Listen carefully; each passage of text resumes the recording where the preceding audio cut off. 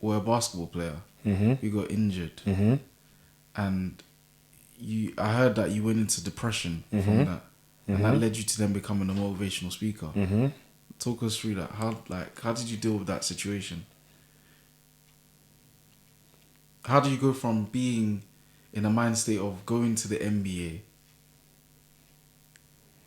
and then not going to the NBA, first of all? I still think about it every day. Really? Is that a regret? No. Oh, okay. No. At this rate, I will be able to buy a basketball team when the mission's done. Okay. You get what team? Just Lakers. Lakers. Hey. Okay. Lakers franchise. Yeah, Is that your favorite team? I already DM'd Jenny Boss, but she don't know who I am. She's aired me. Okay. And it's okay. What's your second option for a team? I actually don't have a second option. It's just the Lakers. Cool. I wouldn't desire to own any other team apart from the Lakers still. Enough. Well, let's see where LeBron goes though. That might change my Where he mind. finishes. Let's see where I think he's gonna be in the league till his son comes in. A few more years, I think so. Years, I pray he wins more rings. Boy. Yeah, he's I pray really, he does. yeah, Pray he does. Hopefully. Deserves it. If I'm to answer this question on resilient minds, okay, I'm going to answer that question first in the basketball version because it's important for athletes who... Yeah, it's very important, especially in the UK where we have a lot of guys who... I know so many talented football players when I was in secondary school and they just didn't make it. But I don't understand the level of trauma that must be that they went through in terms of dealing with that mental struggle. God told me one time, and I put into a quote, your past perceived failure is the perfect setup for your success. So what you might look and see as a perceived failure is the perfect setup for something great, right? And another thing, in every situation or challenge, there is a seed of equivalent success. I got it from Napoleon Hill. In every situation or challenge, there is a seed of equivalent success. So, yes, I may not have gone to the NBA. Yes, I may not have made that dream happen. However, when I ruminate on those principles, it gives me confidence. Right. But what I will say for those people is utilize what you've got from being a basketball player or a footballer. Utilize the discipline. Utilize the charisma. Utilize the leadership skills. But most importantly, this is the most important one, respect and appreciate and maintain the self-image of an athlete. Because that's where everything and all the thoughts and all the discipline stems from. Yeah. You will never catch me out of shape. Never. I don't think I've been out of shape. You will never catch me out of shape. I am an athlete. Just because I didn't go to the NBA, I am an athlete. I am an athlete. Do you still play basketball? I go to the park and get some shots up. I go work out. But I'll be in the gym because I'm an athlete. So, and that's helped me evolve mentally. That helps with my mental health. That helps me stay focused. But if I start thinking, I didn't make it to the NBA. What's that going to do for me? What's that going to do? You didn't make it to Chelsea. Yeah, you're right. But it's a big issue. Of course. And this is why I have this segment on my show, because mental health is a huge killer amongst men. Yeah.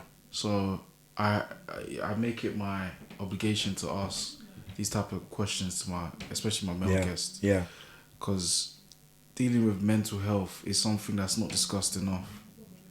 So definitely we need to shine a bit more light on it. And they need to drink more manifest water as well. Drink more manifest water. Facts. But how has like fitness helped your health? Fitness helps my health because, you can utilize, resistance. Because in life, it's two things, isn't it? You have oppositions, right? And you can utilize resistance to help you. Like when you're shooting an arrow, right? Yeah. The arrow has a resistance band. And then you resist them bands, you're pulling it back, and you let it go, right? Literally. So you have to look at the problems you face as a resistance. But the gym physically provides you with resistance. So are you physically going to push past the resistance and build your body and build your mind and become strong, or are you going to let those resistance hold you back? So anytime I'm in the gym, I'm meditating, So mind I'm training. mind training, I'm pushing myself. I'm really pushing P. I just had to say that. I'm sorry. No worries, bro. I'm really pushing myself. Alright. Especially leg day. I'm Leg 6'6". day is horrible. What? I'm thinking like, yo, I started this year with leg day. That's good. That's very good. Cold showers daily. Just to stay in that mind frame. I'm an athlete. I'm an athlete. What are the connotations of being an athlete? I'm disciplined. I'm agile. I can overcome situations. I can handle adversities. I can handle loss. I keep it moving. Yeah. Yeah. Oh, that's amazing. So, like, what in that moment when you were going through such a traumatic experience, when did you realize that you actually had, like, you're struggling with your mental health, and what resources did you kind of seek, or methods did you like kind of look at to help you recover from that? I think it's when you don't appreciate yourself anymore. You don't recognize yourself anymore. Yeah. You are disgusted with yourself, or you're just not happy with yourself. You're not happy with your performance or what you're doing. You know, you're not thinking positively about yourself. You have a distorted self-image. Or you don't have a clear self-identity. Right? You know, so I would advise people to get access to my mindset program, because forget about me trying to sell. I don't need you to buy the mindset program. Yeah. It's going to help you. Everything I said, I really said it from a place of experience, because I've been to the lows and the lows and the lows. Definitely. No. I used to sleep in one room on the floor next to the fridge when I was going to college. Yeah, I'd come back home from college and I'll be on the ground floor, and there's mold growing in the rooms, when me and my father and my brother are all sharing the same room, and there's like a woman and her child and her three Does that kids. play a part into like the pressure as well from not, because I'm assuming your aspiration for getting into the NBA was still to provide for your family as well. Yes, 100%. And that crushed me when I couldn't. Crushed you, yeah. I was gonna get a British passport that way as well. Yeah. As an athlete, and I couldn't. I think I played for England, for London. You don't need a passport to play for London, but to play for England, you know what I'm saying, you need to be a British citizen, and that was the goal. And then, you know, having the British scouts look at me, or, you know what I'm saying, or that's a prospect, you know, and then from then nothing. It's a bit sad. Okay.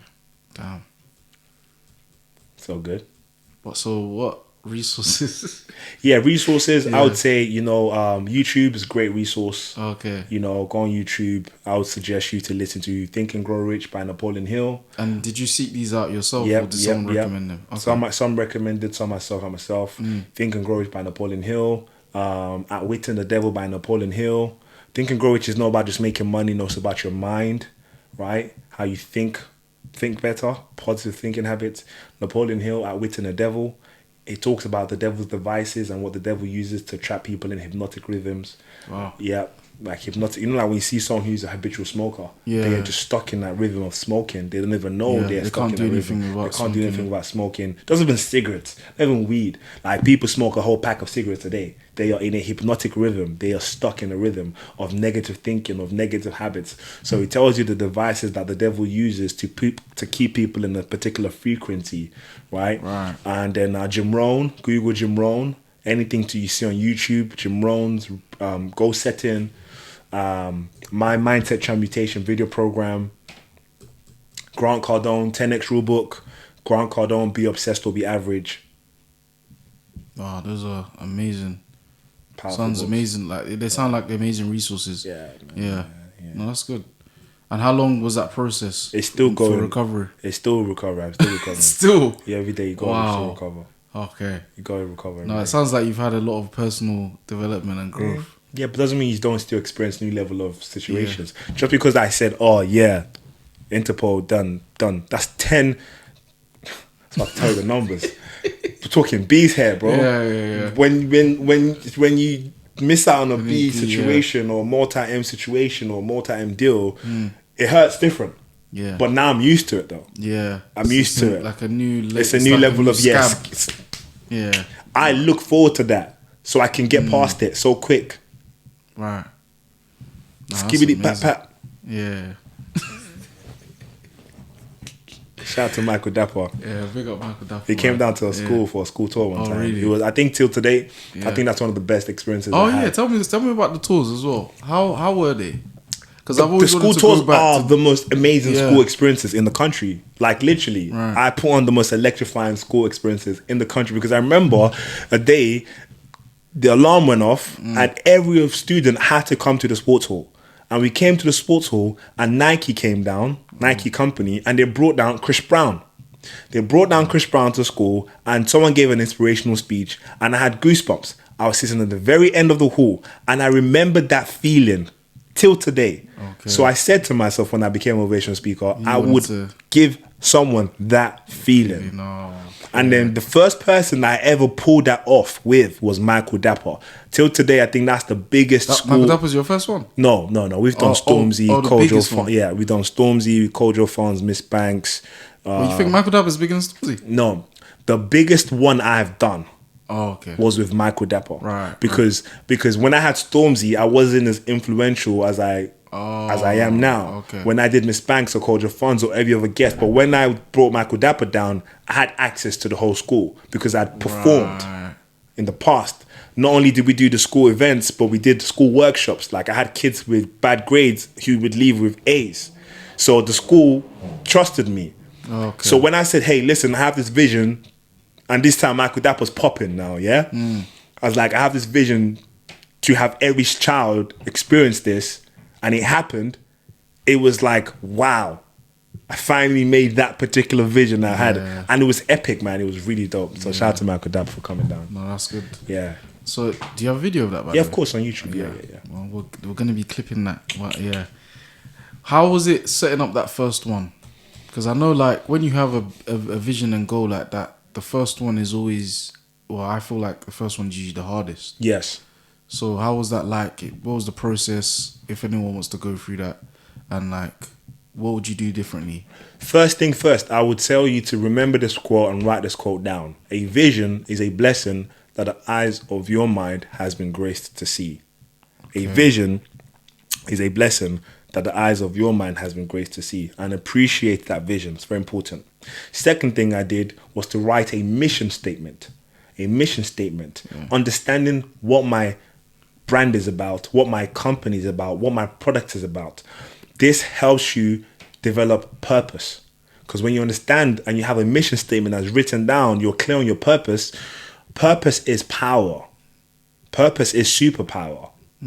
Right? Because the mission was so clear that I wanted to inspire, motivate, and to impact the minds.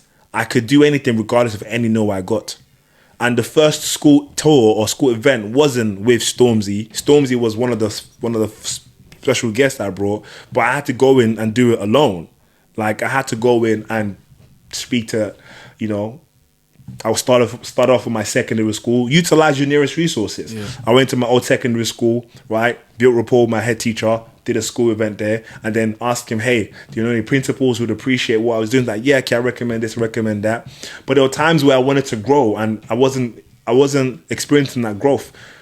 I literally remember going to the Poundland store and printing out Harold Richard invitation letters. Oh.